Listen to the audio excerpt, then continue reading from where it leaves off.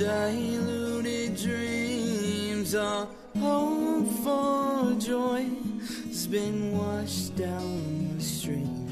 I'm Robin Hawkins, and you're listening to Watered Down Women. Hoping to be free, found a new home in the cemetery. In every single culture, each language is filled with a number of cliches. Our parents used them when we were young, and now we share them with our own children. I was thinking about the word itself and decided to explore its meaning and origins. According to the website vocabulary.com, cliché is a 19th century word borrowed from the French that refers to something that's become so overused that it loses its original meaning or effectiveness. And according to the Collins Dictionary, cliches are so commonplace they have become trite or boring. Some examples of familiar cliches are, all that glitters isn't gold, or fit as a fiddle, and the ever-popular only time will tell. Two common cliches that are meant to offer encouragement are the best is yet to come and it can only go up from here. When a typical person reaches the absolute rock bottom point in his or her life, those phrases would typically apply. But I think we can agree by now that Alifair Chauffeur was not your typical person. And looking back over her life, we've learned that her father was beaten to death, her mom died of cancer at a very young age, she ran away from an orphanage, lived in a brothel, and was held prisoner and nearly died in an underground pit, all before the age of 22. Given the number of these harrowing events, one might assume that her life could only get better from here. But that assumption would be terribly wrong. When the case of John Smith Hall ended in his guilty plea and life sentence for the rape, abduction, and imprisonment of Alifair, she was free to leave the home of many Minnicks and move on with her life. When the news broke of her abduction, it made national headlines, and word quickly spread to her family members. The details aren't clear as to how they were reunited. Either Alifair's oldest sister, Marie, returned to Kentucky to retrieve her baby sister, or Alifair traveled by bus to her. But in late spring of 1952, Alifair Chauffeur was living in Ecorse, Michigan with her sister Marie. By this time in our nation's history, life for the average American was on the upswing. Despite the war that was happening in Korea, many families in the United States were showing signs of prosperity. The traditional worker earned $3,400 per year. 3 out of 5 families owned a car. 2 out of 3 homes had a telephone, and 1 in 3 homes had a television. Technology was soaring in radio and television as NBC launched its Today Show, and Chevrolet introduced its prototype for a convertible sports car called the Corvette. And when her father died in February of 1952, Elizabeth II became head of the Commonwealth and was crowned the following year. Although life was rapidly advancing for most families, both globally and in the United States, The world of Alifair's chauffeur seemed to be accelerating at a snail's pace. She, along with Sister Marie and her family, spent a month or so in Michigan and then joined Sarah and her family in Mansfield, Ohio.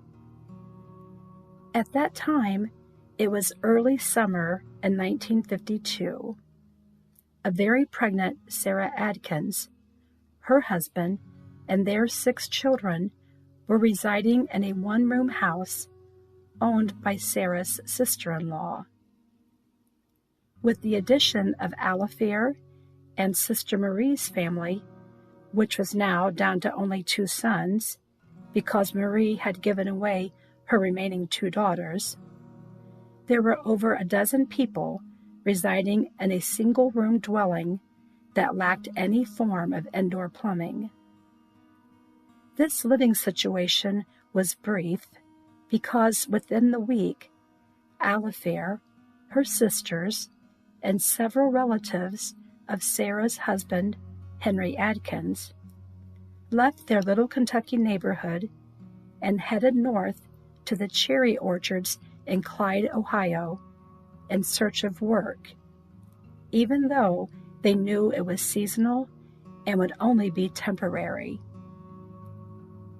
The caravan of relation, which included women and children, settled at a campsite. They pitched their tents and made beds using straw and old blankets, because the seasonal migrants were housed in the farm's cabins.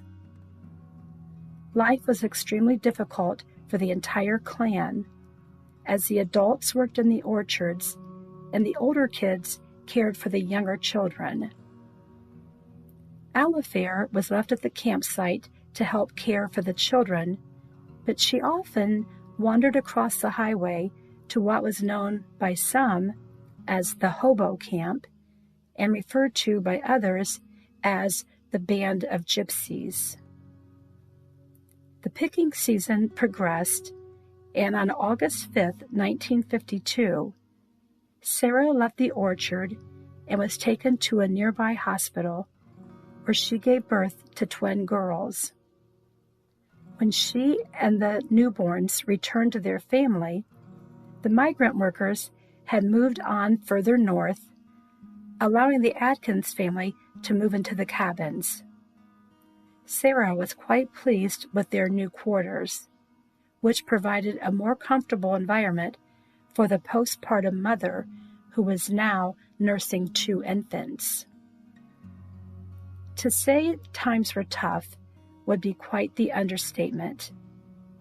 Now, with over a dozen children in total, and enduring long hours of back-breaking work in the hot sun, with minimal food and limited amounts of water, the circumstances began to take a toll on everyone. Alifair grew tired of helping with all the kids, none of which belonged to her, and she began spending more and more time at the opposing campsite. She entered into a relationship with the leader of the group of gypsies and told him that she was being taken advantage of and mistreated by the adults in her camp. As the story goes, the head of the Band of Gypsies sent word to the Adkins family that he and his men were planning to brawl with them at week's end because of their mistreatment of Alifair. When the day arrived, the gypsy men began drinking before early afternoon. By nightfall, when the altercation was set to take place, their leader was at the front of the group, followed by his entourage. It's reported that as they crossed the divided highway, he was struck and killed by a passing truck, which put an end to the skirmish before it even started. A saddened and defeated Alifair was forced to return to her family and resume her childcare duties. As the harvest season began to wind down, one of Henry and Sarah's newborn daughters became quite ill. Sarah returned with her to the hospital, and at barely 2 months of age, Darlene Jean Adkins, twin sister to Arlene Jane, died at the hospital in Bellevue, Ohio. Their final day at the orchard was the last time that all three sisters would ever be together. When their goodbyes were said, the various families headed out in different directions, as a couple of the men started working in a local factory, and others returned to Mansfield's Little Kentucky area. But Alifair returned to Michigan with her oldest sister, Marie. One of Sarah's daughters shared that, looking back to that time, she realized it was actually her own family that led the nomadic life of gypsies, moving from state to state and town to town. But even though their impoverished lives in Mansfield's North End were difficult, at least they had settled down in one place, and their own family had stayed together. Sadly, the same couldn't be said for Marie and Alifair. It was at this point that the details of Alifair's chauffeur's life became mired, as her communication with her relatives became less and less frequent. Marie finally returned to Ohio and told her family that Alifair married a man she knew for only a short time and moved with him to Baltimore, Maryland. She said that Alifair's husband convinced her to change her name, which she did, and with that, Alifair's chauffeur became known as Alice Faye Rudisill. Evidently, the honeymoon didn't last long, because within a few months, Sarah received a letter from her younger sister stating that her new husband had committed her into a mental institution. Sarah and Marie corresponded with her, sending letters and care packages. And in one of the letters they received from her, Alifair confided that she was impregnated by one of the doctors on staff at the institution. After receiving that correspondence, neither of her sisters ever heard from her again. In that neither sister had the financial means to travel to Maryland, nor the knowledge to contact the local authorities to check on her whereabouts, Alifair gradually faded out of their lives, and her tragic life became the subject of stories passed down through the generations of chauffeur descendants. At this point in the saga, we'll bring closure to the tale of Alifair chauffeur and her sisters. The eldest, Julia Marie chauffeur May Quigg Dameron, gave away 4 of her 6 children, but maintained communication with 2 of her sons up until her death of cancer at the age of 51. She was buried in a remote field on a farm in Lodi, Ohio. Next, for over 60 years, her life was an enigma and her whereabouts a mystery. But today, due to the advances in technology and communication, answers have been provided, and we can now report that Alifair chauffeur, also known as Alifair Chaffins, also known as Alice Faye Rudisill, passed away in 1980.